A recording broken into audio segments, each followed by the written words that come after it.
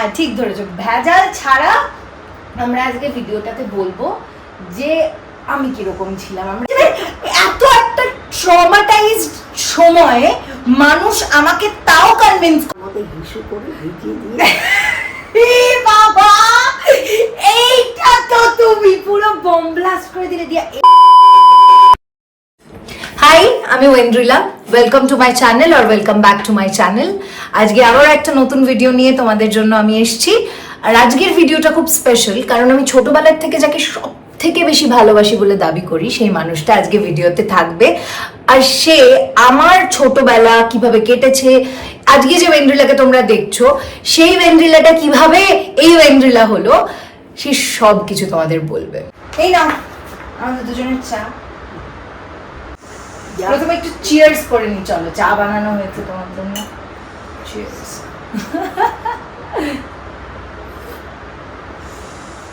যে এতক্ষণ আমার প্রশংসা করলো সে আর কেউ নয়, সে হচ্ছে আমার বংশের বড় নাতনি।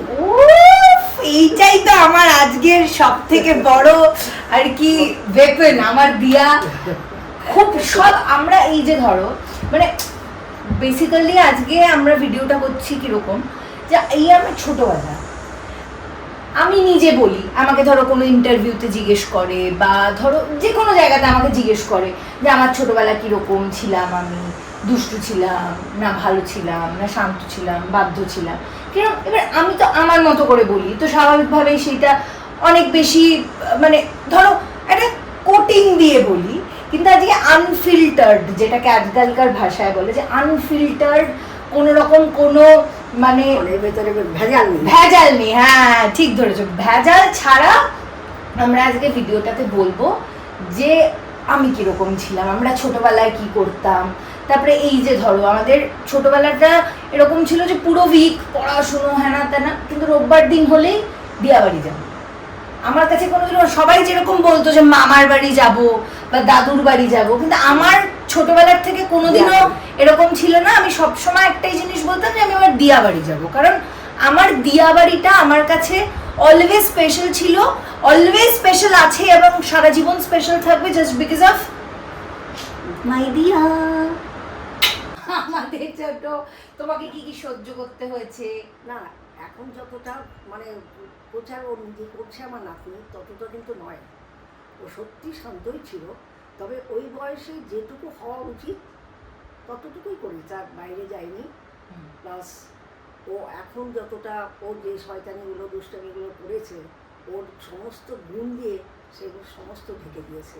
আমার আর মনে পড়ে না যে ও আগে কোনো দিন দুষ্টামি করেছে বা কোনো শয়তানি করেছে ওই করেছে, আমার কিছুই মনে পড়ে না। ওর শুধু প্রশংসা, ওর যে প্রচেষ্টায় আজকে যে ও যতদূর উঠেছে সম্পূর্ণ কিন্তু ওর বাহাদুরি, সেটার মধ্যে কিন্তু আমার কোনো বাহাদুরি নেই। তবে এই কি, ও হচ্ছে আমার বংশের মানে সবচেয়ে আদর, সবচেয়ে যদি ভালোবাসা কেউ থেকে থাকে, সবাই বলে স্বামী, কিন্তু তার ওপরেও হচ্ছে আমার নাতনি। বলো মানে ধরো আমরা এই যে ছোটবেলায় একসাথে ঘুরতে যাওয়া, আমাদের প্রথম একসাথে ঘুরতে যাওয়াটা তোমার মনে আছে? পুরী গেছিলাম আমরা, আর আমরা পুরীতে গিয়ে কি করেছিলাম দিয়া, সেগুলো বলবো? হ্যাঁ কেন বলবে না। সমুদ্রের ঢেউ দেখে আমার নাতনি সেই সুইমিং ড্রেস পরে এমন দৌড়ালো, আর ওর দৃশ্যমানে ওকে দেখতে পাই না। মানে তুমি কারণটাও বলো, তুমি কারণটাও বলো যে আমি কেন এরকম হয়েছিল। বেসিক্যালি আমি এই গল্পটা বলছি। আমাদের প্রথম পুরী যাওয়া 2004 সালে, একসাথে পুরো পরিবার। মানে গল্পটা কিরকম ভাবে শুরু হয় যে আমরা পুরো পরিবার মালদা থেকে, যেহেতু আমার বাড়ি মালদায়, এটা সবাই জানে, আর যারা জানে না তাদের জন্য আমি বলে দিচ্ছি যে আমার বাড়ি হচ্ছে মালদায়। এবার মালদা থেকে আমরা পুরো পরিবার মানে আমার মামার বাড়ি, আমি, আমার মা, বাবা, আমার ভাই, আমরা সবাই মিলে একটা ট্রিপ প্ল্যান করেছিলাম। সেই ট্রিপটাতে আমরা পুরী যাচ্ছি সবাই মিলে, ঠিক আছে। মালদা থেকে আমরা হাওড়া স্টেশন এসেছি, হাওড়া থেকে আমাদের আবার বোধহয় ট্রেন ছিল। তো এবার এর মাঝখানে হয়েছে যে আমাদের বাড়ির প্রত্যেকে এক এক রকমের চরিত্র। আমার বাবা হচ্ছে তার মধ্যে সব থেকে বিচিত্র। কেন বিচিত্র? তার কারণ হচ্ছে আমার বাবা ওই যে ওইটুকু সময়, মানে যেরকম আমরা ফ্লাইটে এখন লেওভার আর কি ফেস করি, তো সেরকম লেওভারের মতো এখানেও একটা লেওভার ছিল, যে ওই ট্রেনটা চেঞ্জ করে হাওড়া থেকে আবার অন্য আরেকটা ট্রেনে করে আমরা পুরী যাব। ফাইন। তার মাঝখানে আমার বাবা হঠাৎ তার কি মনে হয়েছে যে আমার দাদুকে রসগোল্লা খাওয়াবে, সেই রসগোল্লা কিনতে চলে গেছে কেসি দাসে। এবার তো সবাই আমরা খুঁজছি যে ট্রেন ছেড়ে দেবে, কি হচ্ছে। আমার দাদু আর আমার বাবা লিটারালি ডিডিএলজ এর মতো সিন করেছে দিয়া, সেই দাদাই বাবাকে এরকম ভাবে টানছে, মানে কি বলে তোমার প্ল্যাটফর্ম থেকে ট্রেন ছেড়ে দিচ্ছে, আমার দাদাই এরকম ট্রেনের আর কি এখানে দাঁড়িয়ে আছে, কি বলে তোমার দরজায় দাঁড়িয়ে আমার বাবাকে ডেকে যাচ্ছে, গজগজ করে যাচ্ছে লিটারালি। আর আমার দাদু এরকম দেখছে, আমার বাবা দৌড়তে দৌড়তে আসছে, আমার বাবাকে এরকম ভাবে সিমরানকে যেরকম রাজ হাত বাড়িয়ে দিয়েছিল, আমার দাদু আমার বাবাকে এরকম ভাবে হাত বাড়িয়ে ফাইনালি ট্রেনে তোলা হয়েছে। তো এটা গেল প্রথম ঘটনা। এরপরে আমরা পুরীতে যখন পৌঁছানোর পরে সবাই যেরকম হয় আর কি, সবাই সবার মতো করে ফ্রেশ হয়ে এবার সমুদ্রে যাব। আমার জীবনের প্রথম সমুদ্র দেখা, আমার ভাই বোন, ইনফ্যাক্ট এটা আমার ভাইয়ের, আমার বোনের, এগুলো আমি বলবো। আচ্ছা না, আমি ওইটা বলে দিই শুধু, যে আমরা গিয়ে আর কি মানে ফ্রেশ হলাম, সবাই রেডি হয়ে এবার আমরা সমুদ্রে যাব। আর আমাকে গাইড করবে কে, আমার মামি আর আমার মা। তারা হচ্ছে প্রচন্ড একটা বীর পুরুষ টাইপের বিহেভিয়ার দেখালো, যে কোনো ব্যাপার না, সমুদ্র একটা সুইমিং পুলের মতো ব্যাপার, ওখানে গেলে কিছুই হবে না, জাস্ট তোকে বসে থাকতে হবে সমুদ্রের মানে পাড়ে, ঢেউটা আসবে গায়ে এরকম কি বলে তোমার জাস্ট টাচ করে দিয়ে চলে যাবে। এটা ছিল ওদের বেসিক আমাকে বোঝানো, যে এরকম ভাবে আর কি সমুদ্র তোমাকে ট্রিট করবে। তারপরটা আবার দিয়া বলবে, তারপর বলো। তারপরে তো যথাক্রমে আমরা সব সমুদ্রে নামলাম। যখন বিরাট দুটো ঢেউ আসে, একটা কালো একটা সাদা ঢেউটা অতটা ক্ষতি করে না, কালো ঢেউটাকে দেখে আমার নাতনি তীর বেগে ছুটে না, এটা তো দ্বিতীয় দিন, তুমি এই গল্পটা জানো না। তাহলে কি হয়েছিল প্রথম দিন, এটা মারা বললো আমাকে যে সমুদ্র এরকম কি বলে তোমার কিছু হবে না। এবার মোম একটা সালোয়ার কামিজ ওড়না পরে মা ওরকম ভাবে বসেছে, মোম এখানে বসেছে, আমি এখানে বসেছি, আর মা এখানে বসেছে। প্রথম ঢেউটা মোমকে এসে এমন ধাক্কা মারলো, মোমের ওড়না সব নিয়ে চলে গেল, মোমের নাকে মুখে জল ঢুকে গেছে। আর আমাকে খুব বেশি কিছু করেনি, আমার হয়তো অল্প গায়ে, কারণ তখন অনেক বড় বড় ঢেউ আসছিল আর কি। তো আমি ওরকম ভাবে মানে প্রথম সমুদ্র, মানে ধরো তোমাকে কেউ বলেছে যে তোর বয়স কত হবে, আমার কত হবে 2004 মানে ওই ধরো 6-7 বছর বয়স, এরকম একটা সময়। এবার আমি দেখছি যে প্রথম একটা সমুদ্রে গেছি, সেখানে ওরকম ভাবে সমুদ্রটা মানে আমার কাছে তো ওটা একটা বিশাল বড়, মানে আমি জলে ডুবে যাবো, কারণ তার আগে আমি কখনো সেরকম ভাবে জল ফেস করিনি, সুইমিং জানতাম না যেহেতু ছোটবেলায়। তো আমি বিভৎস ট্রমাটাইজড। তারপরেও মন বলে যাচ্ছে কোনো ব্যাপার না, কোনো ব্যাপার না, নর্মাল। আমি বলছি নর্মাল ব্রো, তুমি ভেসে চলে যাচ্ছিলে, তোমার ওড়না নিয়ে চলে যাচ্ছে, ছাল চামড়া উঠে যাচ্ছে। এত একটা ট্রমাটাইজড সময়ে মানুষ আমাকে তাও কনভিন্স করার চেষ্টা করছে, আমার মা আর মামি, যে নাথিং, কিছুই হলো না। আমার মানে টেক 2 এর মতো ব্যাপার। ফার্স্ট টেকেই আমি মানে জীবনের সব ভয়, সব কিছু, সমুদ্র থেকে ফিয়ার, এভরিথিং আমার মনের মধ্যে চলে এসছে একটা 6 বছর 7 বছরের বাচ্চার। তারপরে তাকে কনভিন্স করার চেষ্টা করছে যে না কিছুই হলো না, এটা তো এটা ফান। কিন্তু এই ফানটা আমি আর নিতে পারিনি। এবারের ঘটনাটা তুমি বলো, যেটা তুমি বলছিলে আর কি, যে সাদা ছোট ঢেউ, একটা বড় কালো ঢেউ এসছে। দুটো ঢেউ আসে, একটা হচ্ছে সাদা, একটা কালো। সাদাটা অত মারাত্মক নয়, পেছন থেকে পরে যে কালোটা আসে সেটা যত উঁচু তত বিভৎস। ওই ঢেউ দেখলেই মানে প্রাণ শুকিয়ে যাবে। ওই দেখেই আমার নাতনি ऐसा দৌড় মারলো, দৌড়াতে ও কখন যে হোটেলে চলে এসে আমরা খেয়াল করি। তারপর চতুর্দিক খুঁজে দেখে আমার নাতনি নাই। আমার ছেলের ঘরের যে নাও, তখন তো তিন্নি হয়নি না, তিন্নি কেন, শ্রেয়া হয়েছে তো, শ্রেয়া তো গেছে, আমি রিজু শ্রেয়া তিনজনই গেছি। তবে খুঁজতে গেল প্রথমে আমাকে বাবা খুঁজতে গেছে প্রথমে, বাবা আর মাম মিলেই প্রথমে খুঁজেছে সবটা। তারপরে ফাইনালি তোমরা যখন সবাই মিলে কেউ একটা হোটেলেরই কেউ বোধহয় তোমাদেরকে ইনফর্ম করেছে যে আমাকে দেখেছে হোটেলে চলে আসতে, তারপরে তোমরা হোটেলে সবাই মিলে এসছো। হোটেলে চলে এলাম। সেদিনের সমুদ্রের আনন্দটুকু এতটুকু উপভোগ করতে পারিনি, কারণ আমার নাতনির চিন্তাতেই আমরা সবাই অস্থির। যাই হোক, সেদিন যেরকম হলো। দ্বিতীয় দিন আবার ভাবছি যে না, আজকে আনন্দ করি, সমুদ্রে স্নান করবো সবাই মিলে। কিন্তু কোথায়, ওকে কিছুতেই সমুদ্রেতে নামানো গেল না। যাই হোক, ধরে টরে কোনো রকম আর কি মগ দিয়ে হোক, মগ দিয়ে কেউ গঙ্গাতে স্নান করলে মানা যায় না। আমি সমুদ্রে মগ দিয়ে স্নান করেছি। থেকে ভয় পাচ্ছিস তো, নামতে সাহস পাচ্ছিস না, স্নান তো করাতে হবে, সমুদ্রের জল তো তোর গায়ে দিতে হবে।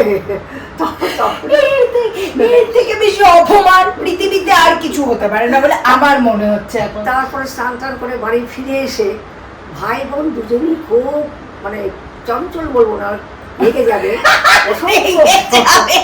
অসম্ভব শান্ত ছিল। যে হোটেলে উঠেছিলাম, এক ধাক্কা মেরে অঞ্জিরা টিভিটাকে ফেলে চুরচুর করে দিল। এই গল্পটা আমি বলবো দিয়া, পুরোটা আমি সরি তোমার মাঝখানে বললাম, কিন্তু এই গল্পটা আমি বলবো। এই গল্পটা আমার পার্সপেক্টিভ থেকে যদি দেখা যায়, এটা প্রচন্ড সুন্দর একটা গল্প এবং এটা প্রচন্ড ইনোসেন্ট মানুষের গল্প। এই গল্পটা এরকম ভাবে এত সহজে আমি শেষ করে দেবো না, কিন্তু এই গল্পটা আমি এখন বলবো না, এবার তুমি বলো।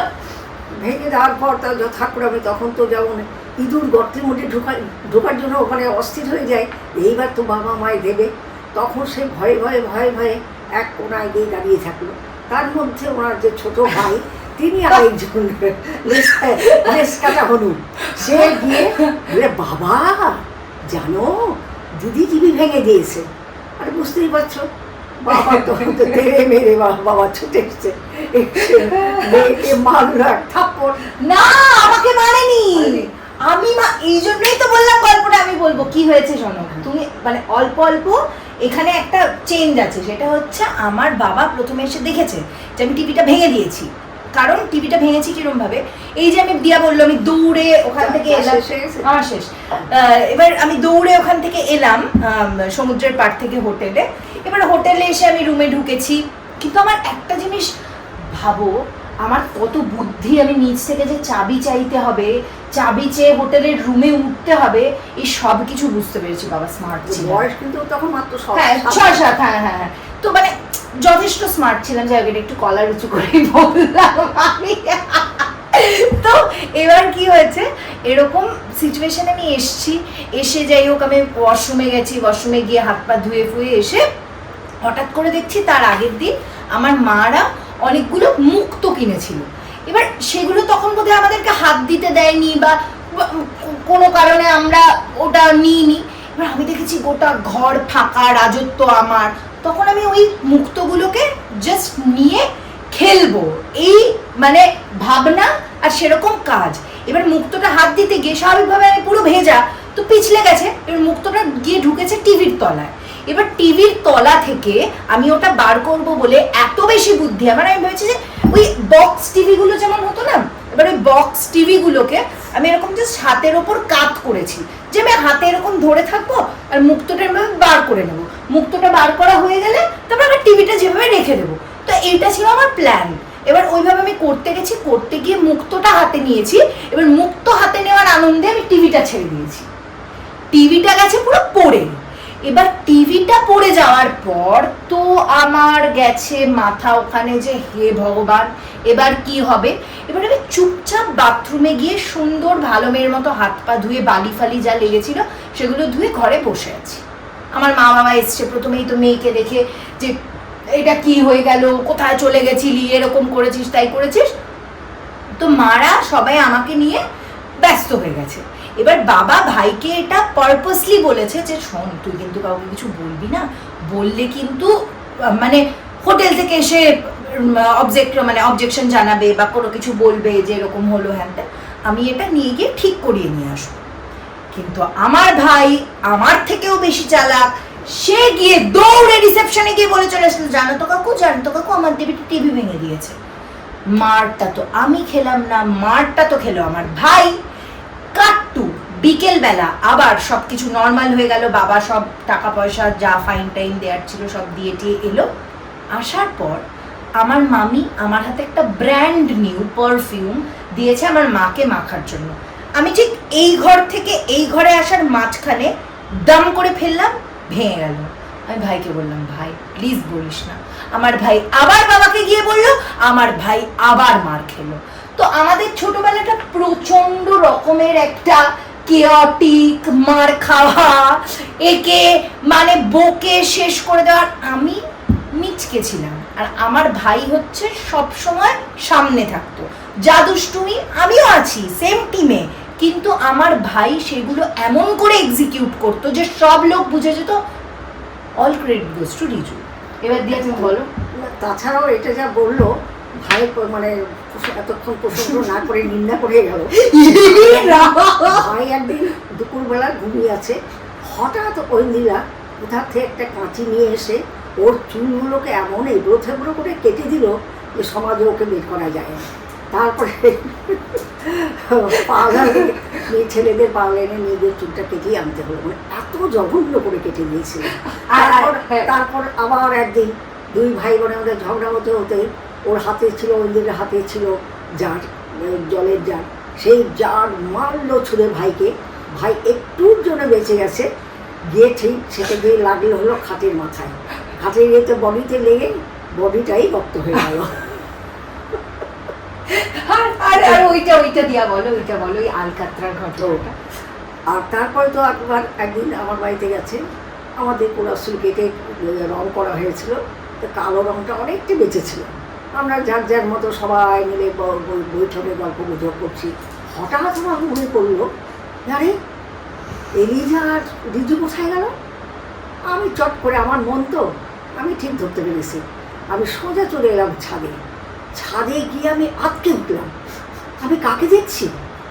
দেখি দুই ভাই বোন, আলকাতরা মেঘে শীতের দিন, আর এই বড়টা হচ্ছে খুব ঘাগুমাল।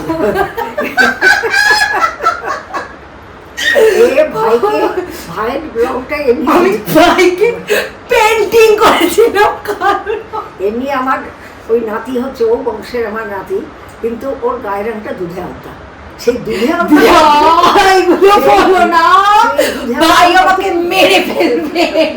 ছোটবেলায় গল্প, যেটা বাস্তব ফেটে, তার মধ্যে দিয়েছে আলকাতরার, যেমন লোকে ব্রাশ তুলি দিয়ে ব্রাশ করে একদম ভূত বানিয়ে দিয়েছে। তখন ভাই ভাবলো, ভাই 2.5 বছর ছোট বল, আমি কেন হেরে যাব? তখন সেও তোর দিদি ভাইকে এমন রং দিতে শুরু করলো, হোলি হোলি ব্ল্যাক হোলি আমাদের। তখন নাতির হচ্ছে বছর 4-5, আর ও হচ্ছে 7 বছর। আমি দেখে তো আমার মানে মাথায় রক্ত উঠে গেল যে আমি পরিষ্কার করব কি করে, আর এদেরকে আমি কিভাবে কি করে কেমন করে এদের মানে নিচে নিয়ে যাব। তখন কি করলাম, মারলাম দুই ভাইকে দুটা চট মেরে, তারপরে আবার নিচে নামলাম, নেমে কেরোসিন তেল নিয়ে এসে সেগুলোকে ঘষে আমার বলছে, দিয়া জ্বলে যাচ্ছে। আমি জ্বলার জন্যই তো মেখেছ গুলো। যাই ওই করে বহু কষ্ট করে ওদের কালিগুলো ছাড়ানো হলো, রঙগুলো, কিন্তু জামা প্যান্টগুলো সেগুলো জলে বিসর্জন দিতে হলো, কেন ওর কোনো বুদ্ধি নাই পরিষ্কার করার। এইরকম ছিল চঞ্চল। নাতিও আমার আরও যেমন 4 বছর বয়স। আমি যা টিভি দেখছি, আর এরা সব ঘরে বসে বসে গুলতানি মারছে। হঠাৎ, আর আমাকে সবাই ভয় পেয়েছে, বউ আমার মেয়ে, হঠাৎ কেন ছেলে তো এরকম। তখন বলছে, আমার ছেলের বউ বলছে, দিদি রিজু কোথায় গেল? তখন রিজুকে খুঁজেই দেখে আমার ঠাকুর ঘরে গিয়ে ঠাকুরের ফটো, ঠাকুরের গদি, বালিশ সমস্ত নামিয়ে তার মধ্যে হিসু করে ভিজিয়ে দিয়ে। বাবা, এইটা তো তুমি পুরো বোম ব্লাস্ট করে দিলে। দিয়া এই ভিডিওতে এইটা আমার ভাই দেখার পর, আমার ভাই আমাকে, লোকে করে না ত্যায্য পুত্র, ত্যায্য কন্যা, আমার ভাই আমাকে ত্যায্য দিদি করবে। কারণ এই কথাটা যদি আমার ভাই জানতে পারে যে এইটা এরকম ওপেন ফোরামে সবার সামনে আমরা আর কি বলে ফেলেছি, তাহলে ভাই আমাদেরকে আর আসতো না। না, এটা কিন্তু আমি ঠিক স্বীকার করছি না, কেননা ছোটোবেলার যে ইতিহাস, যদি আমাকে ইতিহাস বলতে হয় শুধু ভালোটুকু বলবো, খারাপটুকু বলবো না। খারাপ ছিল বলেই না আজ ভালো হয়েছে। হ্যাঁ, কাজেই ভালোও বলতে হবে, খারাপও বলতে হবে, সেটা এখানে রাগে কিছু নয়। এবং সে তো জেনে শুনে করেনি। না অবশ্যই তখন ওই মানে ওই সময়ে মানে এরকম আমাদের আরো হিস্ট্রি আছে যে আমাদের বাড়িতে সরস্বতী পুজো হয়েছে, সরস্বতী ঠাকুরকে এর ওপর কি বলে সিংহাসনে রাখা হয়েছে। সরস্বতী ঠাকুরকে আমার ভাই এমন আমার ভাই না আমি ওটা ভাই বোধহয় স্নান করিয়ে সরস্বতী ঠাকুরকে আমার ভাই এত স্নান করিয়েছে যে সরস্বতী ঠাকুরের মাটির মাথা মানে মুন্ডটা ভেঙে পড়ে গেছে নিচে, দিয়ে আমার ভাই ওটা জোড়া লাগিয়ে এসছে। তো আমরা ছোটবেলায় প্রচন্ড শান্ত ছিলাম, মানে এত শান্ত যে এই শান্ত ঘটনা বলতে থাকলে আমাদের রাত কাবার হয়ে যাবে। কিন্তু এই যে দিয়া আজকে আমার চ্যানেলে এসে আমার প্রথম নয় আমার সেকেন্ড গেস্ট এবং সব থেকে স্পেশাল গেস্ট, যার সাথে ভিডিও বানানোর আমার অনেক অনেক অনেক দিনের স্বপ্ন ছিল। কিন্তু এই যে দিয়া এত সুন্দর করে সবাইকে এত গল্প বললো, দিয়ার জন্যও তো আমার কিছু করা উচিত, তাই না? তাই আমি দিয়ার জন্য একটা সারপ্রাইজ ভেবে রেখেছি। মানে দিয়াকে একটা জিনিস করে খাওয়াবো আমি, যেটা দিয়া খেতে খুব ভালোবাসে। অ্যাকচুয়ালি আমার দিয়া খুব খেতে ভালোবাসে। আর আমার দিয়া, আমি যবে থেকে কলকাতায় এসেছি, আমার দিয়া হচ্ছে আমার ফুড পার্টনার। আমরা দুজন অনেক জায়গাতে একসাথে খেতে গেছি।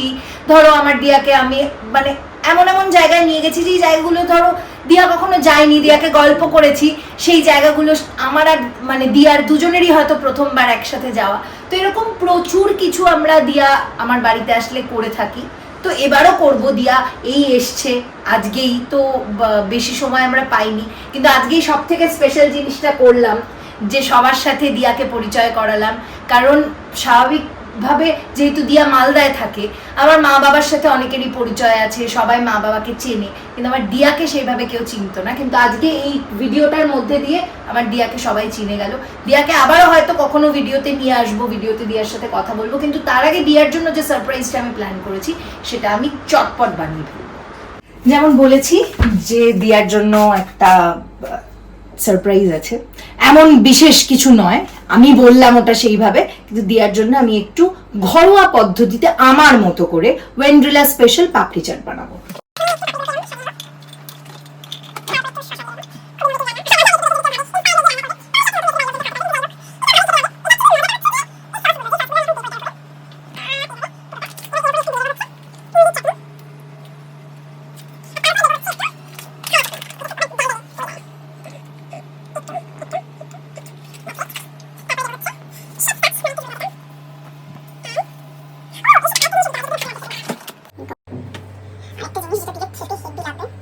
সেটা হচ্ছে দহি।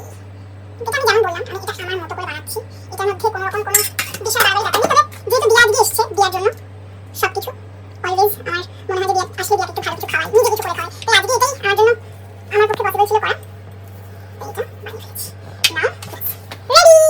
এবার এটা দিয়া খাবে, দিয়া খেয়ে বলবে যেটা কেমন খেতে হয়েছে। চল, এই যেটা আমি তোমার জন্য বানিয়েছি, এটা আমার স্পেশাল পাপড়ি চাট। মানে এইরকম পাপড়ি চাট তুমি দোকানে পাবে না, এটা শুধুমাত্র আমার বাড়িতে আসলে আমি বানিয়ে খাওয়াতে পারবো, আর কেউ খাওয়াতে পারবে না। দিয়ার জন্য স্পেশাল। হ্যাঁ, এটা দিয়ার জন্য স্পেশাল। তাই একটু খেয়ে দেখো এটা কেমন খেতে হয়েছে।